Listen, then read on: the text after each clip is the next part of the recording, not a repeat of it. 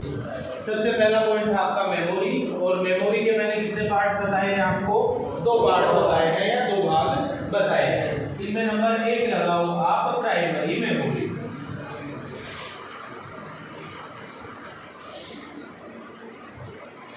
Primary memory इसे main memory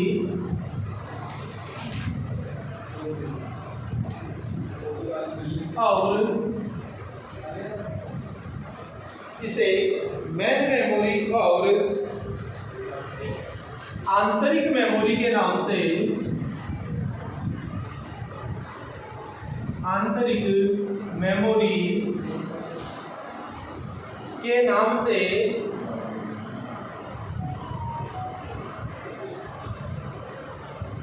भी जाना जाता है।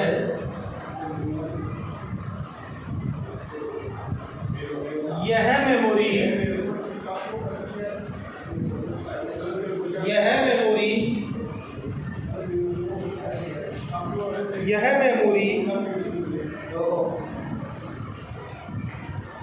सीपीयू का ही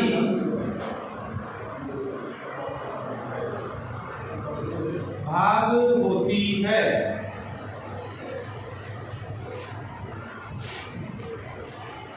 कंप्यूटर के मेमोरी के नाम से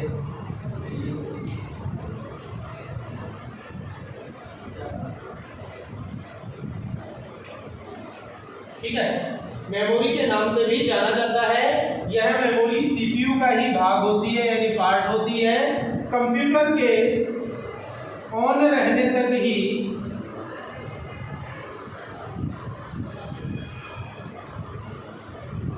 कार्य करती है और कंप्यूटर को बंद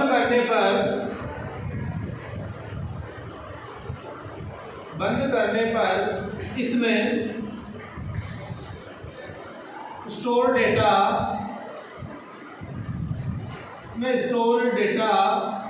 स्वतः ही नष्ट हो जाते हैं।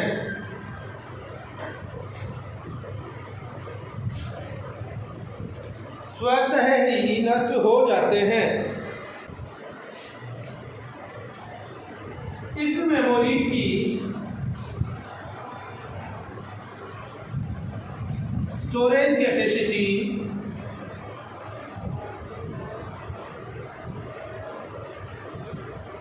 कम होती है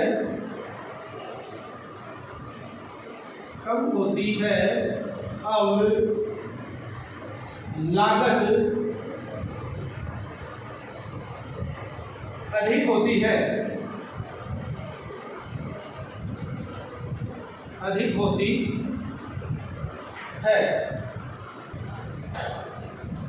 इस मेमोरी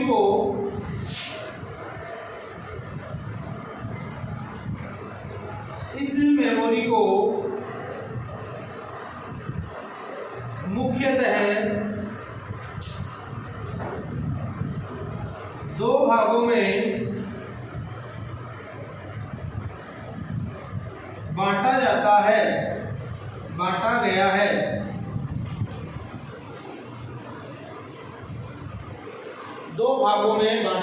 है। अब थोड़ा ध्यान देना, जब मैंने इसका डायग्राम बनवाया था तब इसके कितने भाग बताए थे? मैंने 3 भाग बताए थे। अब यहाँ मैं क्या लिख रहा हूँ? 2 भाग। तीसरा भाग और है, वो कौन सा है आपका? कैश मेमोरी का है। तो उसे क्या किया जाता है? कई बार अलग भी रखा जाता है और कई बार प्राइमरी मेमोरी में भी रखा जाता है। वैसे जो कैश मेमोरी होती है ये तो आपका आ गया सीपीयू, ओके, और ये आ गया आपका प्राइमरी मेमोरी या रैम। अब देखो क्या होता है, यूजर द्वारा जब भी कोई प्रोग्राम स्टार्ट किया जाता है तो प्रोग्राम आपका कहाँ पड़ा है? एचडीडी में। कहाँ पड़ा है? एचडीडी यानी हार्ड डिस्क में पड़ा है। यूजर ने क्या किया? आपने एमएस वर्ड प्रोग्राम खोला, ठीक है, या ऑफिशियल प्रोग्राम आप क्या करते हो? ओपन करते हो। तो ऐसे में क्या होता है कि आप जो भी प्रोग्राम इंस्टॉल करते हो कंप्यूटर में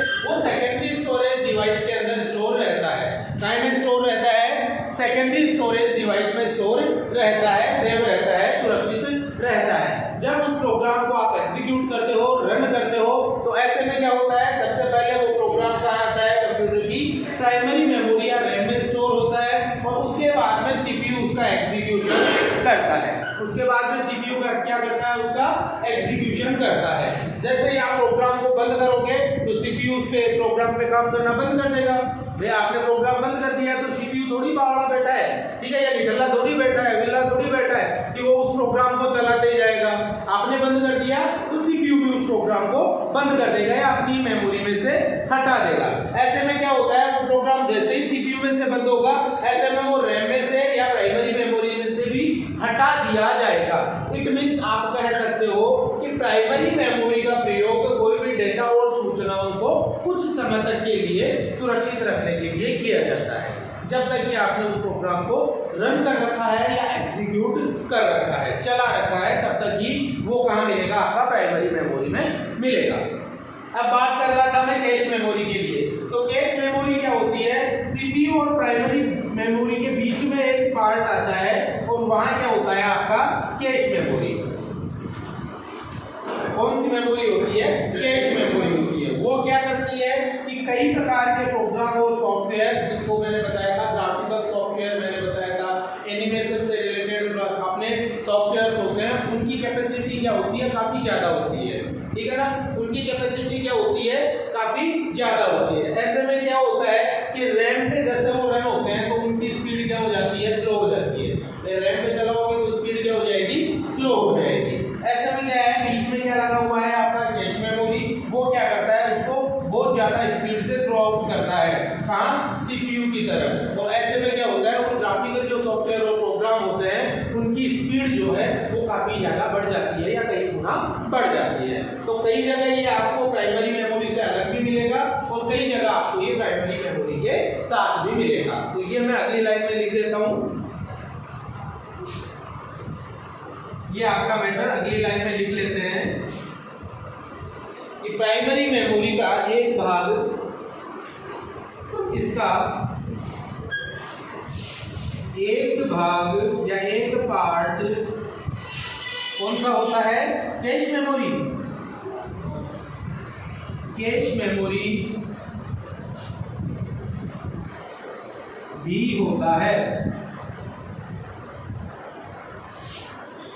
भी होता है, ठीक है। अब कैश मेमोरी का काम अपने को पता चल गया, ये क्या करता है, आपके जो भी बड़े प्रोग्राम सॉफ्टवेयर हैं जो बार बार में आप काम में ले रहे हो, ग्राफिकल प्रोग्राम्स को काम में ले रहे हो, उनको बूस्टअप करने का काम करती है। किस चीज का काम करती है, बूस्टअप, यानी कि वो हैंग नहीं हो, रैंक के ना चले, वो स्पीडली काम में लिए जा सके। तो उसके लिए तो आपकी कैश मेमोरी आ गई। इसके अलावा मेमोरी के दो भाग और कौन से होते हैं, तो उनमें नंबर एक आपने लिखा था कल रैम, और रैम का पूरा नाम पता है ना, क्या है, वेरी गुड। और दूसरा है रोम, रोम का पूरा नाम मेमोरी। तो ये इनके दो पार्ट आप लोग लिख लो, पहला है रैम और दूसरा है रोम। अब इस पूरी चीज को हम दोबारा पढ़ लेते हैं, जो मैंने लिखा है उसे दोबारा एक बार समझ लेते हैं।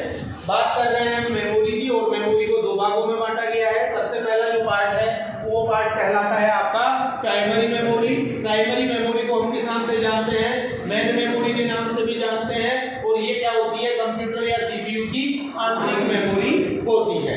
यह मेमोरी कहाँ होती है, ये सीपीयू के अंदर ही होती है या सीपीयू का ही एक भाग होती है, सीपीयू के अंदर रहती है या सीपीयू का ही एक भाग होती है। और ये कसी कहाँ जाती है या लगी हुई कहाँ रहती है, मदरबोर्ड सर्किट में लगी हुई रहती है। किसमें लगी हुई रहती है, मदरबोर्ड सर्किट में लगी हुई रहती है।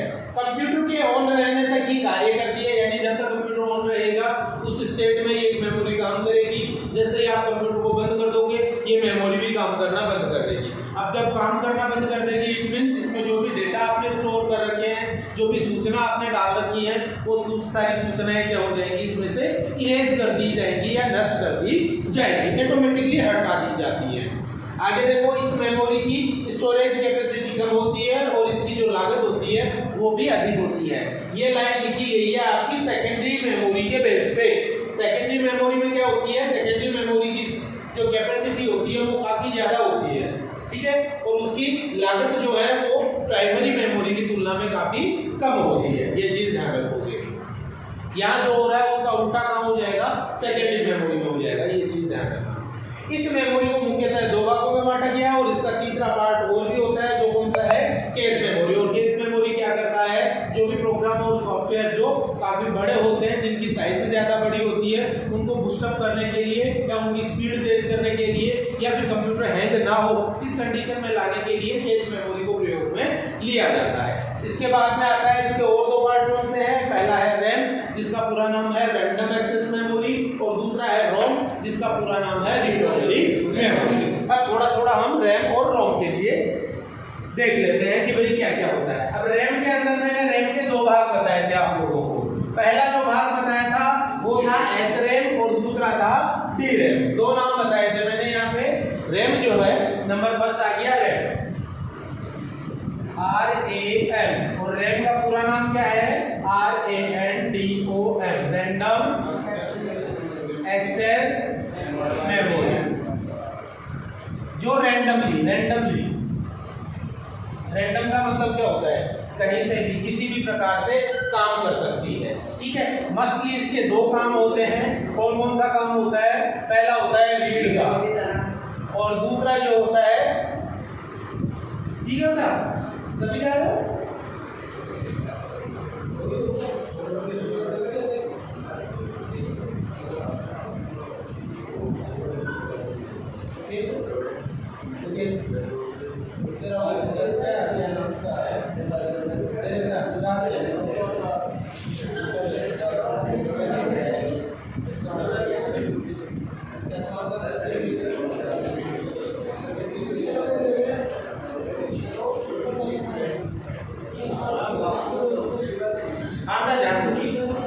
ठीक है। रैम जो है, रैम के दो काम हैं, पहला है रीड करने का और दूसरा है राइट करने का। रीड एंड राइट दोनों काम ये करके चलती है। रैम के मैंने दो पार्ट बताए थे, पहला पार्ट बताया था आपको एस रैम और दूसरा पार्ट मैंने आपको बताया इसका डी रैम। एस और स्टैटिक, स्टैटिक का मतलब जो स्थिर मेमोरी है, स्टैटिक का मतलब क्या होता है, स्थिर मेमोरी है। स्थिर का मतलब इसमें प्रोग्राम सेट कर दिए, इसमें प्रोग्राम सेट कर दिए, वो प्रोग्राम को ही ये रन करके चलेगी, उसके अलावा कोई दूसरा प्रोग्राम ये लेके नहीं चलती है। इसका एक छोटा सा एग्जांपल है आपका ऑपरेटिंग सिस्टम। इसका एक एग्जांपल है ऑपरेटिंग सिस्टम कि आपने ऑपरेटिंग सिस्टम को इसमें लोड कर दिया और उसके बाद में आप चला रहे हो, तो ऐसे में क्या होता है कि कोई एक ही प्रोग्राम को रन करना है या रेगुलर चलाना है, तो ऐसे में क्या होता है कि इसकी स्पीड जो है वो स्पीड इंक्रीज हो जाती है। क्या हो जाती है, इंक्रीज, यानी बढ़ जाती है, स्पीड इंक्रीज हो जाती है या बढ़ जाती है। और इसको बार बार में रिफ्रेश करने की जरूरत भी आपको नहीं पड़ेगी। क्यों, क्योंकि फिक्स 4 प्रोग्राम चल रहे हैं या 2 चल रहे हैं या 10 चल रहे हैं, उन्हीं को चलाना है, न कोई नया प्रोग्राम आएगा न कोई पुराना प्रोग्राम बाहर जाएगा। ओके भाई, एक गाड़ी है, उस गाड़ी के अंदर हमने कह दिया कि सुबह 7 बजे उसमें 5 जने बैठा दिए और शाम तक कि भाई तुम्हें 5 जनों को बैठाए रखने हैं और बराबर जयपुर के चक्कर काटते रहो, इसके जयपुर के चक्कर काटते रहो, तो वो बिल्कुल एक स्पीड में चलती रहेगी, न उसको रुकने की जरूरत है, न थमने की जरूरत है, न सवारी उतारने की जरूरत है, न नई सवारी बैठाने की जरूरत है। तो इस प्रकार का काम हो गया आपका एस रैम वाला, कि जिसमें कोई नया प्रोग्राम नहीं आएगा और कोई पुराना प्रोग्राम बाहर भी नहीं जाएगा। तो ऐसे में उसकी स्पीड भी स्थिर रहेगी। स्थिर का मतलब भाई 80 की स्पीड मान ली तो 80 में चलती जाएगी वो, ठीक है ना। उसको बार बार में ब्रेक नहीं लगाने हैं, बार बार में ब्रेक नहीं लगाते हैं। उसके उपरांत अपन बात करते हैं डी रैम के बारे में। D for dynamic. Dynamic RAM में क्या होता है, ये आती है एज ए यूजर के काम। ये किसके काम आती है, यूजर। और यूजर तो निठल्ला है। यूजर क्या है, निठल्ला है। इसकी इच्छा होगी तब ये पेंटिंग ओपन करेगा, इसकी इच्छा होगी तब वर्ड स्टार्ट कर देगा, इच्छा होगी तब गेम स्टार्ट कर देगा, भाई कुछ भी काम चालू कर सकता है ये तो ऐसे में क्या होता है, इस रैम में जैसे पेंटिंग स्टार्ट की तो मेमोरी में आ गई पेंटिंग, ठीक है। अब मन भर गया पेंटिंग से, पेंटिंग को बंद किया तो मेमोरी में से पेंटिंग को इरेज किया जाएगा या हटाया जाएगा। फिर उसकी जगह वर्ड स्टार्ट कर लिया, अब मेमोरी में क्या आ गया, वर्ड आ गया, फिर वर्ड को बंद कर दिया तो फिर मेमोरी में से वर्ड को हटाया जाएगा। फिर गेम स्टार्ट कर लिया तो अब मेमोरी में क्या आ गया, गेम आ गया, अब गेम से मन भर गया, गेम को बंद किया तो मेमोरी में से गेम को हटा दिया जाएगा। यानी कि कोई एक प्रोग्राम नहीं रहता है, कोई एक स्थिर प्रोग्राम इसमें नहीं चलता है। डायनेमिकली जो आप प्रोग्राम ओपन करोगे वही इसके अंदर स्टार्ट हो जाएगा। दूसरी चीज आपको समझनी है कि जैसे एक प्रोग्राम आपने चलाया, वो इसकी मेमोरी में आ गया, इसके बाद में आपने प्रोग्राम को बंद कर दिया। अब ऐसे में आपको क्या करना पड़ता है, इस मेमोरी को बार बार में रिफ्रेश करना पड़ता है, इसको बार बार में क्या करते रहना पड़ता है, रिफ्रेश करते रहना पड़ता है, जिससे कि जो प्रोग्राम अनवांटेड प्रोग्राम और एप्लीकेशंस हैं उनको इस मेमोरी से हटाया जा सके। और ऐसे में क्या होता है कि कंप्यूटर की स्पीड भी बार बार में या लगातार क्या हो जाती है, कम होती जाती है या स्लो होती जाती है। और उसे बढ़ाने के लिए हम क्या करते हैं, बार बार में रिफ्रेश को प्रयोग में लेते हैं। समझ में आ गया रैम का क्या काम है? तो ये तो काम है आपका रैम का। रैम के बाद में दूसरा आ जाता है आपका रोम।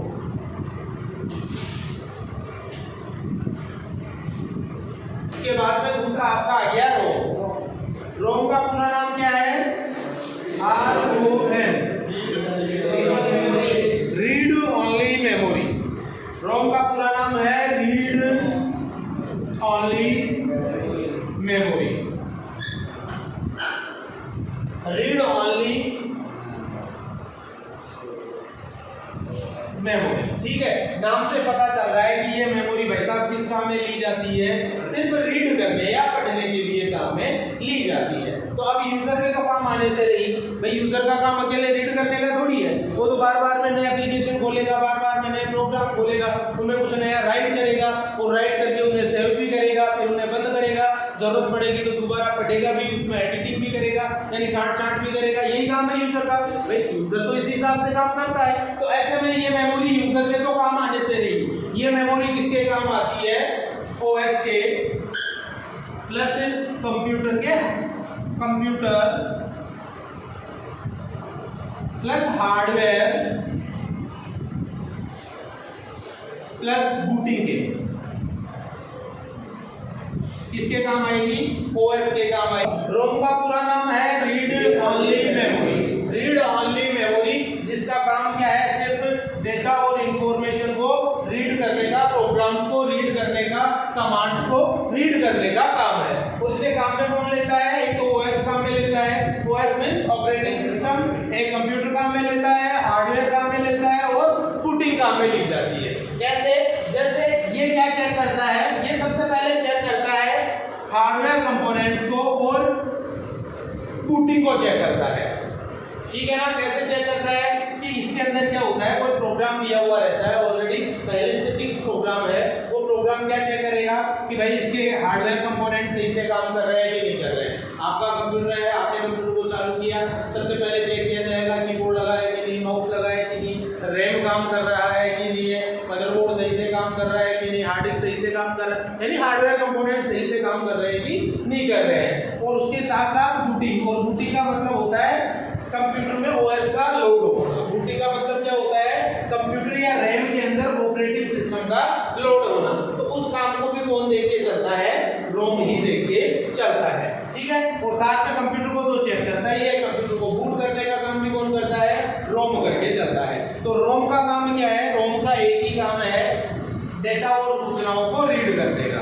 रोम का मेन काम क्या है, डेटा और सूचनाओं को रीड करने या पढ़ने के लिए ये रोम काम में ली जाती है। और रोम जो है वो कहाँ लगी हुई रहती है, आपका जो मदरबोर्ड है, ये जैसे मदरबोर्ड बनाया मैंने, मदरबोर्ड में यहाँ पर आपका CPU लगा हुआ रहता है, प्रोसेसर लगा हुआ रहता है, इसके अलावा यहाँ आपके रैम के स्लॉट आते हैं। ठीक है, और उसके बाद में यहाँ एक अलग से चिप रहती है, IC चिप है, बड़ी सारी IC चिप आती है, जिसे हम किस नाम से जानते हैं, रोम के नाम से जानते हैं या रीड ओनली मेमोरी के नाम से जानते हैं। और उसमें प्रोग्राम पहले से सेट रहते हैं, और वो प्रोग्राम क्या करते हैं, जब आप कंप्यूटर को स्टार्ट करते हो या चालू करते हो तो पूरे कंप्यूटर का निरीक्षण करने का काम कौन करता है, वो रोम ही करके चलता है।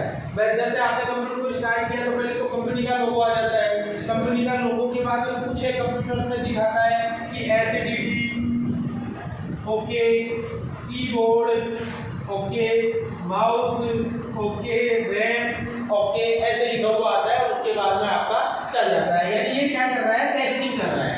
ये क्या कर रहा है, टेस्टिंग कर रहा है, कंप्यूटर को टेस्ट कर रहा है कि भाई सारे कंप्यूटर इसके काम कर रहे हैं या नहीं कर रहे हैं। तो उसके अंदर मुख्यतः रोम काम में लिया जाता है। क्लियर यहाँ तक। अब रोम के पार्ट बताए थे मैंने कल, एक तो पी रोम का मतलब प्रोग्रामेबल रीड ओनली मेमोरी, अगला है EPROM erasable programmable read only memory, एक ईपीरोम ठीक है, erasable programmable read only memory, electrically erasable programmable read only memory. ये इसके मुख्यतः 3-4 पार्ट होते हैं। अब यहाँ क्या होता है, ये पीरोम तो आपका यही है जिसमें प्रोग्राम पहले से सेट है। ईपीरोम में क्या होता है कि कुछ एक ऐसी चिप अलग से और लगी हुई रहती है जिनको वापस इरेज करके उनमें कोई नया प्रोग्राम डाला जा सकता है। ठीक है, ये जो रोम डिवाइस होती है ये लगभग फिक्स रहती है। एक बार ये खराब हो गई तो उसके बाद में इसको दोबारा से राइट करना या रीराइट करना बहुत ही मुश्किल होता है। ये चीज़ आप लोगों को ध्यान रखना है। दूसरी चीज़, अगर ये खराब हो गई तो आपका लगभग मदरबोर्ड जो सर्किट है वो पूरा खराब हो चुका होता है। तो ऐसे में कुछ एक एक्स्ट्रा रोम इसमें लगी हुई रहती है और उनका काम क्या है कि भाई जैसे खराब भी हो जाए तो उनमें दोबारा से इरेज करके क्या कर सकते हैं। इरेज का मतलब क्या होता है, साफ करना, हटाना या मिटाना। ठीक है, तो मिटा के दोबारा से प्रोग्राम को क्या किया जा सकता है, उसमें राइट किया जा सकता है। ये क्या होता है इसमें इलेक्ट्रिकली यानी लेजर लाइट की सहायता से क्या किया जाता है, ये जो आईसी चिप होती है इनको इरेज किया जाता है और बाद में इनमें दोबारा से क्या किया जाता है, नया प्रोग्राम या नई कोडिंग डाली जाती है। तो इस प्रकार से ये रैम के कुछ एक प्रकार हो गए। नाम लिख लिए इनके, नाम लिखे हुए काफी है। इसके बाद में लगा लो number 2 secondary memory.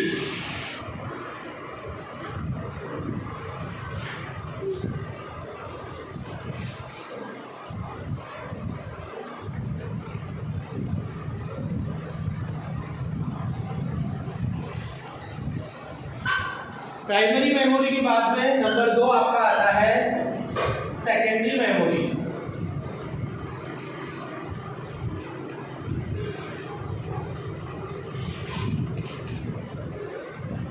Secondary memory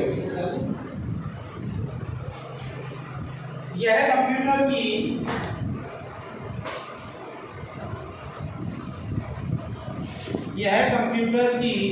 द्वितीयक संग्रहण इकाई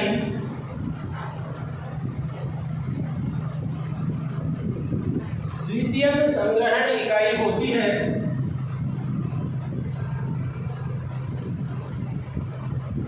द्वितीयक संग्रहण इकाई होती है। इसकी डेटा स्टोरेज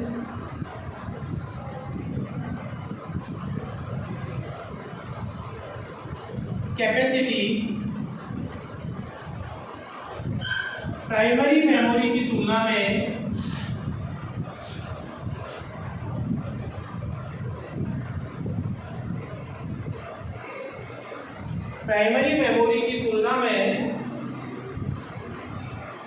अधिक होती है।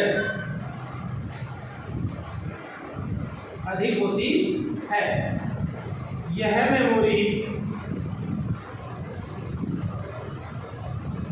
मेमोरी डेटा और सूचनाओं को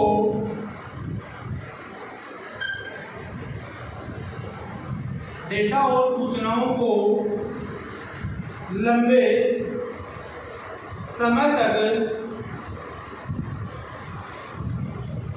समय तक स्टोर करके रख सकती है।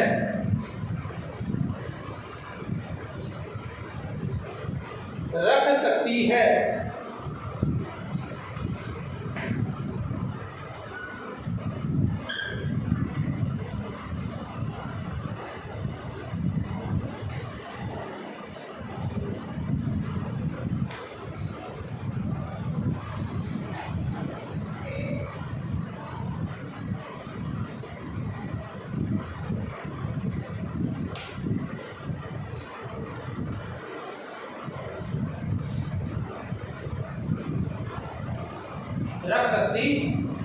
अतः इसे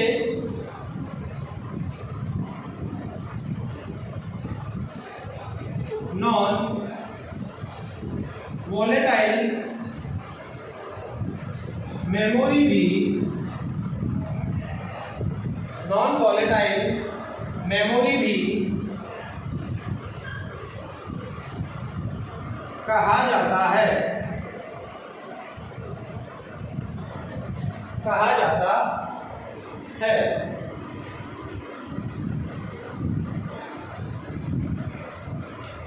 जो प्रोग्राम और एप्लीकेशंस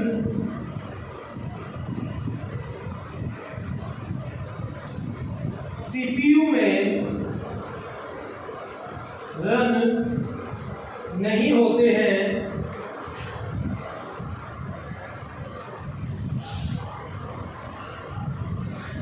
वे प्रोग्राम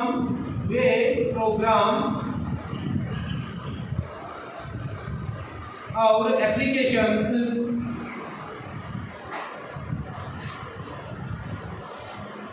सेकेंडरी मेमोरी में स्टोर रहते हैं।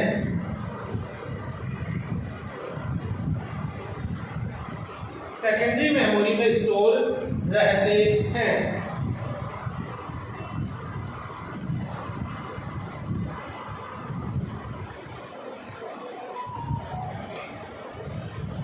सेकेंडरी मेमोरी में स्टोर रहते हैं।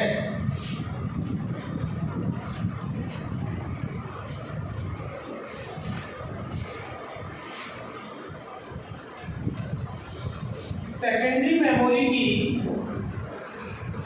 मुख्य संग्रहण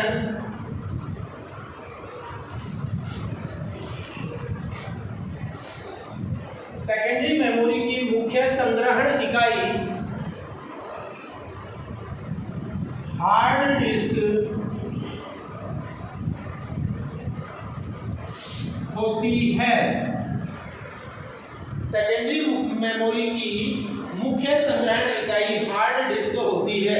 यहाँ ध्यान रखना बेटा, प्राइमरी मेमोरी को P.M से आप लिख सकते हो और सेकेंडरी मेमोरी को S.M से आप लोग लिख सकते हो। इस चीज को आप लोग ध्यान रखोगे।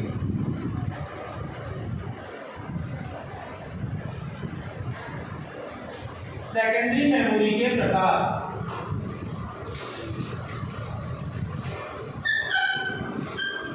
सेकेंडरी मेमोरी के प्रकार।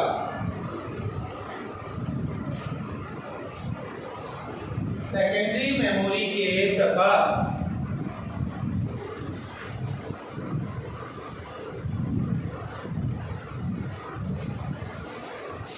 मैंने जो कंपोनेंट मैंने बताया वो तो कौन सा बताया है? हार्ड डिस्क बताया है। तो पहला तो हार्ड डिस्क लिख लो। हार्ड डिस्क के बाद में आजकल प्रचलन में आ गया है SSD। SSD का पूरा नाम है सॉलिड स्टेट ड्राइव, जो हार्ड डिस्क की जगह विकल्प आया है। जो कहाँ आया है? हार्ड डिस्क की जगह नया विकल्प आया है SSD, जिसका पूरा नाम क्या है? सॉलिड स्टेट ड्राइव, जिसकी स्पीड हार्ड डिस्क से कई गुना ज्यादा होती है। जिसकी स्पीड हार्ड डिस्क से कई गुना ज्यादा होती है। ठीक है, इसके अलावा और कौन कौन से आते हैं? जैसे मैंने बताया था मैग्नेटिक टेप, मैग्नेटिक डिस्क जिसमें हार्ड डिस्क आती है,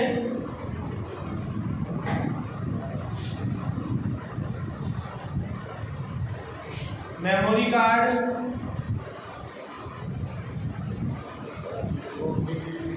पेन ड्राइव,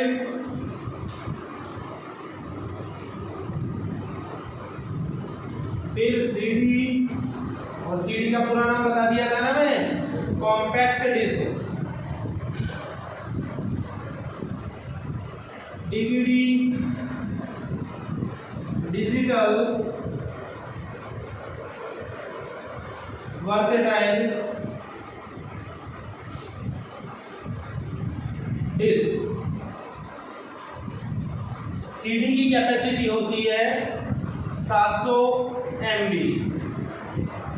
डीवीडी की कैपेसिटी होती है 4.7 GB, ये कल मैंने और बता दिया था, इत्यादि।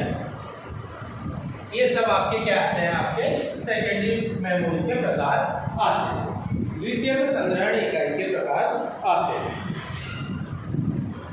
इसके बाद में मेमोरी का लास्ट पॉइंट है आप लोगों का यूनिट ऑफ मेमोरी।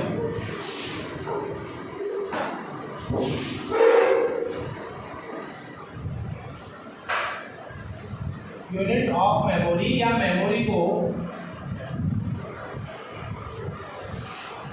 मापने की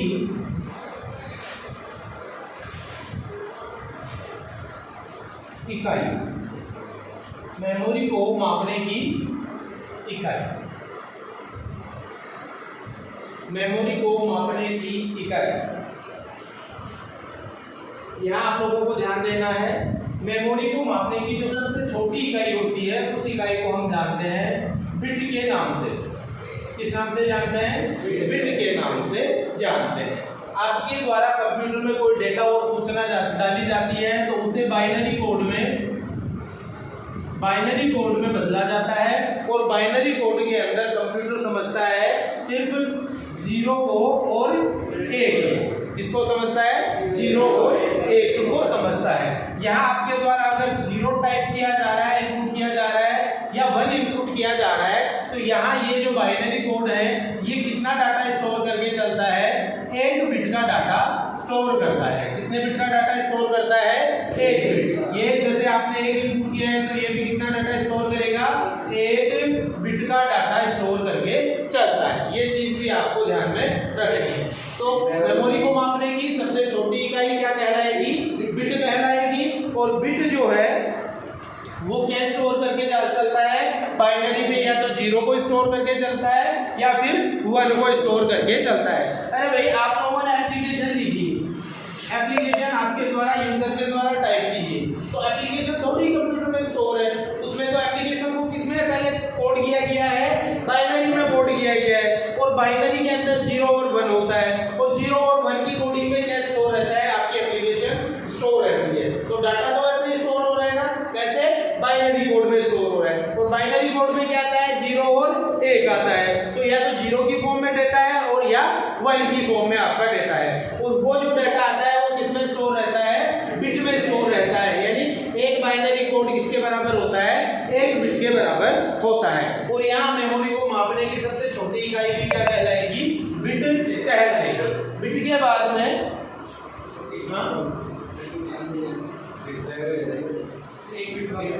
बिट वही होती है जैसे आपने क्या लिखा? सेकंड लिखा। सेकंड क्या होता है? समय को मापने की इकाई है। आपने लिखा मिनट। मिनट क्या है? ठीक है। वैसे आपने लिखा केजी, वजन मापने की इकाई है लीटर। ठीक है ना? ठीक है। कोई लिक्विड फॉर्म का कोई मैटर है उसको आप क्या करते हो? मापते हो। वैसे ही मेमोरी को भी मापने के लिए इकाइयां बनाई गई हैं। बिट है, बाइट है, किलोबाइट है, मेगाबाइट है, गीगाबाइट है, टेराबाइट है। और वो किस फॉर्म में होती है और किस हिसाब से डेटा स्टोर करती है उसके बारे में हम बात कर रहे हैं। समझ में आ गया? बिट क्या होती है? बिट क्या होती है? मेमोरी को मापने की इकाई, और वो भी सर्वप्रथम इकाई सबसे छोटी इकाई होती है। इसके लिए एक छोटा सा डायग्राम मैं बना रहा हूं। जैसे आप लोगों ने सीडी देखी है, ये आपकी कॉम्पैक्ट डिस्क मैंने जैसे बना दी है, ठीक है। और सीडी को अगर थोड़ा गौर से देखते हैं तो उसमें देखा करो इस हिसाब से लाइन सी चलती रहती है, इस हिसाब से लाइन सी चलती रहती है, ठीक है। और उन लाइन को मैं थोड़ा और मैग्निफिकेट करता हूं तो उस हिसाब से ये लाइन दिखेगी अपने को, इस हिसाब से ये लाइन अपने को दिखेगी, इस हिसाब से ये लाइंस आपकी दिखेंगी। और इनके अंदर ये ट्रैक्स वगैरह बने हुए रहते हैं, इस हिसाब से आपको ये लाइन दिखेंगी, ठीक है। और इनके अंदर क्या होता है? आपका 0 1 0 1 0 1 या 1 1 0 0 0 1 इस हिसाब से डेटा स्टोर रहता है, इस हिसाब से डेटा स्टोर रहता है। अब यहाँ जो सबसे छोटा बॉक्स आपका बन के आ रहा है, ये बॉक्स क्या कहलाएगा? बिट कहलाएगा। ये सबसे छोटा जो बॉक्स आपका बना हुआ आ रहा है इसे आप क्या कहते हो? बिट कहते हो। यानी मेमोरी को मापने की ये सबसे छोटी इकाई होती है। क्लियर यहाँ तक की बात? इसके आगे की बात करते हैं।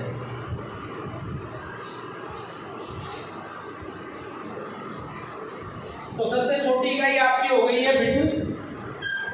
जब आपने 4 बिट एक जगह कर ली, कितनी बिट? 4 बिट आपने एक जगह कर ली, तो ऐसे में एक नई इकाई का निर्माण होता है, उसे हम बोलते हैं एक निब्बल। उसे हम क्या बोलते हैं? एक निब्बल बोलते हैं। नेक्स्ट आपके पास 8 बिट है। आपके पास कितनी मेमोरी है? 8 बिट मेमोरी है, या फिर 2 निब्बल है। बात तो एक ही है। अरे बात एक है क्या? जब 4 बिट में क्या हो रहा है? एक निब्बल हो रहा है, तो 8 बिट में 2 निब्बल होंगे क्या? हो गए ना? या तो आपके पास 8 बिट मेमोरी पड़ी है, और या फिर आपके पास 2 निब्बल मेमोरी पड़ी है, तो ऐसे में एक नई मेमोरी का निर्माण होगा, उसे हम बोलते हैं बाइट। 1 बाइट के बराबर होती है। कितने के बराबर होती है? 1 बाइट के बराबर होती है। जब आपके पास 1024 बाइट मेमोरी होती है, तो ऐसे में एक और नई इकाई बन के आ जाती है, और वो है आपकी किलोबाइट। 1 किलोबाइट के बराबर होता है कितना? 1024 बाइट होता है। नेक्स्ट इसके बाद में आगे आपको ज्यादा याद रखने की जरूरत नहीं है, आगे बराबर 1024 चलता जाएगा। स्टार्टिंग के 2-3 यूनिट आपको याद रखने हैं, 1 बिट, फिर 4 बिट में 1 निब्बल, फिर 8 बिट या 2 निब्बल के अंदर आपका 1 बाइट, और उसके बाद में आगे की जो कैपेसिटी चलती है, आगे हम देखते हैं क्या। जैसे पहले तो 1 kg हो गया आपका, फिर 100 किलो होते ही क्या होता है? 1 क्विंटल हो जाता है, ठीक है ना। फिर 1000 किलो होते ही गुणा 100 होते जा रहा है ना, ठीक है ना। कितना हो जाता है? 10 क्विंटल, या फिर 1 टन बोलते हैं इसको, ठीक है ना। इस हिसाब से रेगुलर चलता जाता है, गुणा 100 होता जाता है। कई इकाइयों में क्या होता है? गुणा 100 के होके चलता है। कई इकाइयों में कितना चलता है? गुणा 1000 होके चलता है। वैसे ही कंप्यूटर में जो मेमोरी है, उसके अंदर कितना गुणा होता जाता है? 1024 गुणा होते हुए चलता है। ये चीज आपको ध्यान में रखनी है। 1024 KB यानी किलोबाइट कितने के बराबर होगा? 1 मेगाबाइट के। नेक्स्ट 1024 MB, मेगाबाइट को आप MB लिखते हो, ठीक है। 1024 MB होगा 1 GB या गीगाबाइट के।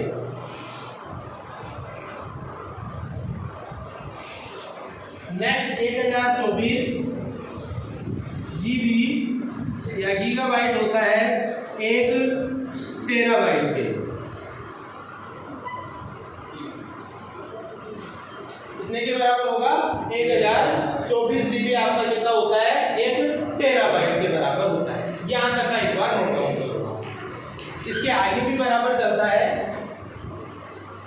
इसमें और आता है टेराबाइट।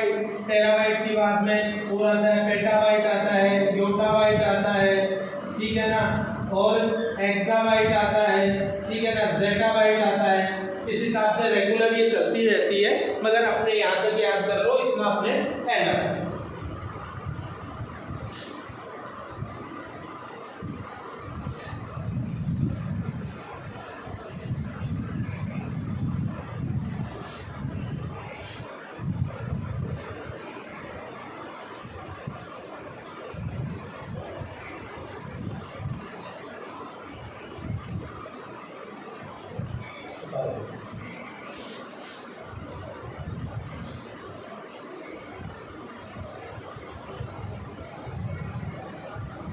इसमें बिट का अधिकार है।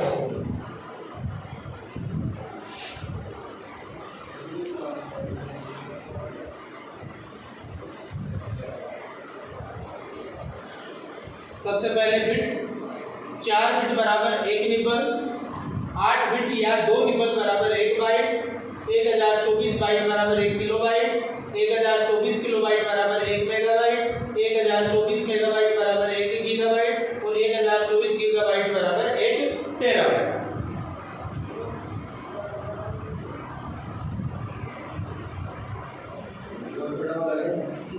नहीं बस चलेंगे, पानी पिएंगे तो। हाँ, अब थोड़ी सी चीज अपन और सीख लेते हैं। मैं बात कर रहा था यहाँ पे सीडी की। अरे अपन सीडी की बात कर रहे हैं। सीडी की कैपेसिटी मैंने कितनी बताई है आप लोगों को? अब इसे मैं क्या कहना चाहता हूँ कि अपने को किसमें कन्वर्ट करना है? बिट में कन्वर्ट करना है। तो हम कैसे कर सकते हैं? यहाँ आ जाओ आप एमबी में, यहाँ पर आ जाए, ठीक है ना? एमबी में आ जाए ना अपन, ठीक है। एमबी में आ रहे हैं तो सबसे पहले तो 700। अब इसको कितने से गुणा करूँ कि भाई किलोबाइट में आ जाए? ये एमबी से किसमें बदलना है आपको? केबी में। तो ऐसे में गुणा कितने से करूँ? ये आपका आ गया किलोबाइट में। अब किलोबाइट को किसमें बदल दो? बाइट में। तो किलोबाइट को बाइट में बदलने के लिए वापस में कितने से गुणा करूं? 1024 से। तो फिर मैंने गुणा किया 1024 से। उसके बाद में आगे चलो, बाइट को आपको बदल लो, निबल में मत बदलो, चाहे सीधा बिट में बदल लो। तो बाइट को बिट में बदलने के लिए आपको कितने से गुणा करना पड़ेगा? 8 से गुणा करना पड़ेगा। इसको मैंने गुणा किया 8 से, तो ये मेमोरी किसके बराबर हो जाएगी? बिट के बराबर हो जाएगी। किसके बराबर हो जाएगी? बिट के बराबर हो जाएगी। इट मींस एक बिट के अंदर या फिर सीडी के अंदर कितना बिट डेटा आता है? 700 गुणा 1024 गुणा 1024 गुणा 8। कितना डेटा किसमें आता है आपका? किसमें आता है? सीडी में आता है। किसमें आता है? सीडी में आता है। इस हिसाब से क्वेश्चन निकलते हैं मेमोरी के। ये मैंने मेमोरी का कोई क्वेश्चन निकाला है जिसमें आपको पता चला है कि भाई एक सीडी की कैपेसिटी कितनी होती है इन बिट्स। इन बिट्स यानी बिट्स के अंदर मेमोरी को कैसे मापते हैं, वो चीज आपके क्लियर होनी चाहिए। क्लियर है? यहाँ तक कुछ पूछना है तो पूछ लो सर। बिट में मतलब सर 4 को हाँ 4 को कुछ जुड़ेगा। बिट में मतलब 4 रेशियो 4 से बना एक बार और एक बार होगा 4 का बराबर है। तो आप नहीं तो 4 बिट बराबर तो 1 निबल होती है ना, और ये 8 बिट या 2 निबल बराबर 1 बाइट होती है। तो अपन ने निबल क्यों बांटना है? ठीक है, अपन ने तो सीधा 8 से गुणा कर लिया ना, सीधा 8 से किया है। अपन ने निबल को इसको भूल जाओ, ये लो,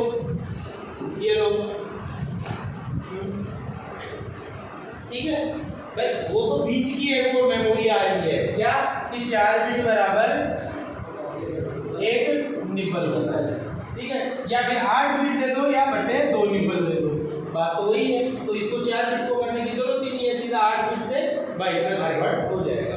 और 8 बिट का मतलब क्या हो गया? आपके पास ऐसे 8 डब्बे हैं, 1 2 3 4 5 6 7, जिनमें आपका कोई भी बाइनरी कोड स्टोर है। ये आपके 8 डब्बे हो गए, 1 2 3 4 5 6 7 और 8। ये 8 डब्बे हो गए ना। ये किसके बराबर है? आपके 1 बाइट। और ये आपका क्या कहलाएगा? बिट कहलाएगा। आ गया ना समझ में? इस हिसाब से बाइनरी जो आंकड़े हैं ये आपके किसमें स्टोर रहते हैं, इस हिसाब से मेमोरी में स्टोर रहते हैं।